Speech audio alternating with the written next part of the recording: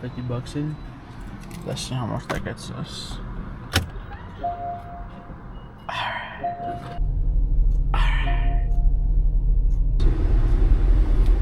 So right now I'm in their waiting room. It's probably gonna take like an hour or two. But low key, like, I'm pretty damn tired and I might take a nap. It's way too early for this, folk. Like, it's a F90 M5. I think I had some body work. I don't think it definitely had. RIP. What's this, S4? It's like real nice. There's a Ram Rebel. I've actually always wanted a Ram Rebel. All trucks are pretty expensive, so that's why I kind of lean towards other options. It's a nice E63 wagon? No way. Damn, this is a whole ass E63 wagon right here. This is really cool. That's sick. Then we got a CLS 63. Common air suspension failure. Shit's bag. You bagged out? Yo. There's a clean F80 right there, but I'm not gonna go up to that because I think that's someone's car. So I'm just gonna go back inside. Alright guys, back in the V, but basically what they told me is that the power steering hoses aren't leaking, the reservoir is still full, so I think that kind of eliminates the probability of having a leak. And it's just the pump that's making the noise and making the steering sort of hard to deal with. So we could need a new pump, but in terms of the valve covers, the left side is leaking a lot more than the right side. So that's something else that we're gonna have to deal with, which sucks, man, because I just bought this fucking car, but it's whatever. I'll deal with it with the dealership or with myself. I'll figure that out in a bit, but probably just gonna head home for now. So basically, I got ripped off by this dealership. Before I picked up the car, we took it for an inspection, and I was told that the valve covers are still leaking, which is pretty common for old Germans like this. But also the power steering was having some issues. Specifically, the hoses were leaking. And I told this to the guy at the dealership, and he kept telling me that this is part of safety and that this would get dealt with. And the mistake I made was trusting his word. Unless you're buying from a super reputable used car dealership, I would just go to the manufacturer themselves, like Porsche or BMW. Because after I went for an inspection this morning, the hoses aren't leaking, which is weird, but the power steering pump itself is having some issues. So that's something I'm gonna have to deal with on my own. I tried talking to the guy, but he's like, oh, we can't do anything about it now. This stuff is normal. But it sucks because he told me multiple times beforehand that it would get dealt with. But to be honest, it's not that big of an issue. It's pretty common stuff for this car anyways that I was gonna probably end up doing, you know, in the future. But it's just annoying and it's sort of like a hassle. But I'm still talking to the guy at the dealership, and hopefully we can come to a conclusion on this topic. But for now, I pretty much got ripped off, and I was told fake promises and shit. But it is what it is. There's not much you can really do at the end of the day. Like, I'm not gonna fucking keep going back and forth. I'll keep trying to talk with him, sort of figure something out. If not, I'm gonna sue his ass and this whole company down to the ground. But for now, the valve covers are still gonna be leaking, and the power steering pump is still gonna have some issues. But not much I can do right now. I'm just gonna have to wait it out and see. But on a good note, I ordered about like $1,000 worth of maintenance parts for this car. I'm talking oil change, transmission oil filter and oil change, both the differential oil changes, transfer case oil change, air filters, cabin air filters, spark plugs, brake fluid. I got all that shit from FCP Euro, so hopefully I'll be picking that up sometime next week. I'm gonna have to make a road trip for it, but it's whatever.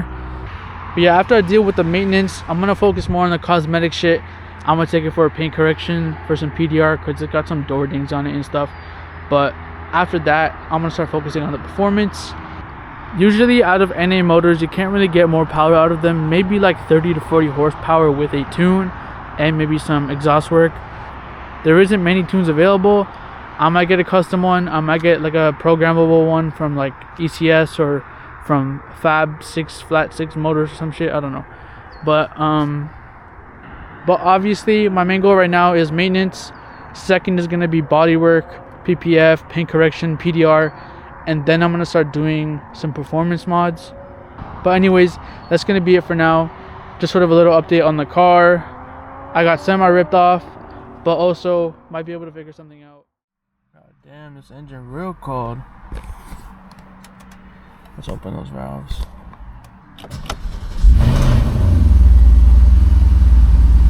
Oof. I haven't driven her in like a day, so it's a real cold start. Another day, another fill up. Top in the morning, guys. So as you guys saw in the last clip, I had ordered that $1,000 worth of parts. So basically, I'm on the way to pick that up right now. And I think in total, I'm going to be driving around 5 hours, which kind of sucks because I wish it just came to my door, but unfortunately, I got to drive 5 hours. But it's all good though, because it's for the Porsche, or Porsche now that I own it. So I didn't really want to take this car on this little road trip. I had the Tesla, which I wanted to use, but I forgot to plug in that gay ass car last night, so now I can't even fucking use that unless I pay for supercharging, which would have taken too much time out of my day, and I would have missed the appointment to go pick up my stuff. So I had to take the Porsche, but it's okay though. It should be alright. I'm not really sure when maintenance was done last of this car, so that's why I'm kind of hesitant on it, but I think I should be okay. Nothing should really be wrong though. But man, I'm filling up like every day. Basically every time I take this car out, I gotta fill it up, and that's not even me like ice coating it. This car is so bad on gas. Sometimes I even think I have a gas problem. It is so fucking bad, but hopefully it doesn't drain my pockets out insanely this road trip. But yeah, I'll check in with you guys in a little bit. We still got like 2 hours to go, so yeah, I'm kind of cooked right now. And it's way too early for the shit, bro. I got up at like 9 in the morning for some parts, fam. But it's all good. It's all good. Alright, so I've been driving for like about an hour and a half now. We got about 30 minutes left on the GPS. So far, the car's holding up alright. I think I need to get my wheels rebalanced because the wheel is shaking a little bit. And I noticed that on one of the wheels, the weights actually fell off. So I gotta get that taken care of. But that's no issue. That's really simple. So my gas mileage actually hasn't been that bad. I've been averaging around like 25 miles a gallon, which isn't that bad considering the size of this car. I think before, the reason why I hate on this car for gas is because right when I put it in sport mode, the expected range just drops like an incredible amount. Like when I filled it up, it was telling me 288 kilometers of range, and I've driven maybe like 50 kilometers and it's still sitting at the exact same spot. So that really goes to show like this car tries to predict like how you're gonna drive so insanely that it just drops the fucking gas mileage or gas fucking range incredibly. Like it's honestly something I gotta get used to, but for now it's okay. Now I know. But again, 30 minutes away, about to get there. Let's see how it goes. Alright, so basically here now at the post office, gonna go inside, get my package, and then I'll check back in with you guys once it's back in the car. Alright guys, so they just gave me this big ass box on this cart, so I'm gonna put it inside real quick. This shit weighs like 60 pounds. So alright, so I finally got my package secured after what, like 2 hours of driving. So I think I'm just gonna find like a Chipotle nearby, get some lunch before I continue back home. Oh my god, I want Chipotle. Alright guys, so I'm currently en route back home. I didn't end up checking Niagara Falls from the US side. I'm just way too tired for that shit, bro. I'm tired. I'm trying to go home. So right now I'm about like 30-ish minutes away from home. And then I'll show you guys what I got in the box, and then I'm gonna knock out, bro. I'm gonna knock the fuck out. But yeah, I'm way too tired in this bitch, bro. I'm tired. I feel like I'm in a Honda Civic right now. Like that gas meter, the gas range is not going down. So I'm in a Honda Civic, bro. This car's just given to me. So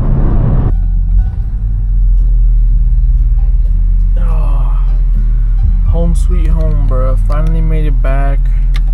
I'm about to fall asleep at the wheel, no lie. But let me open up this package and let me show you what happened.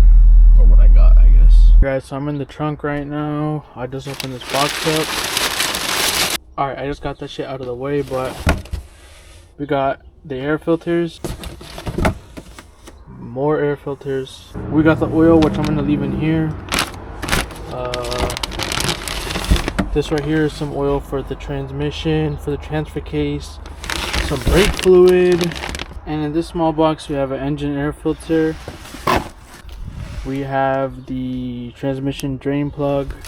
We have an O-ring for the oil plug. We have the transmission bolts, which are steel instead of aluminum, because the aluminum ones always break on you, which is good. We got spark plugs, and this box is just all the transmission fluid as well. This for the transmission. This is for the transmission as well, I think. And this is also for the transmission. And back there we got the transmission gasket and a cabin air filter as well.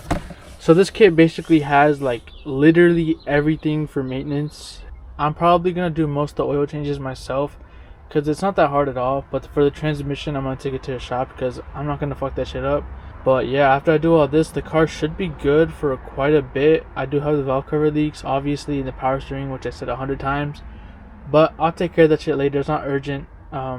This stuff is more important to me because it's gonna help the car just run perfect. And I'm noticing recently that I'm having some transmission transfer case issues, so I think it's time to do the oil changes for those, and I think the car will come back to normal. So other than that, the car actually held up pretty damn well. I wasn't expecting it to do that good on gas, but it honestly kept up really nicely.